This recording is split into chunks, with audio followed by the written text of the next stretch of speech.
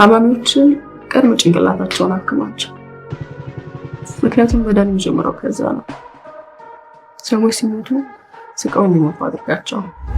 ሞት የሚያስፈራ ነገር አለ ማለት አንቺ አለመኖር አያስፈራሽ? አያስፈራኝም። ምንድነው የሚያስፈራሽ? መፍራት የጥቂት ጊዜ እንግዳ ፍቅር እንጂ ቤት አያውቅም ይባላል።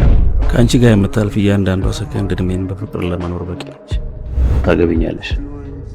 ሞት እኮ ነው አታይም? ለኔ ያለሽ ጊዜ ማን ያውቃል? ምናልባት እኮ አለመኖር ከመኖር ይሻላል። ሁላችንም በተስፋ ነው የምንኖረው። እኮ ተስፋ የማኖር ሆነ ያለ ገዳይ ተስፋ ያደረግነው ማጣት ሞቱ ብዙ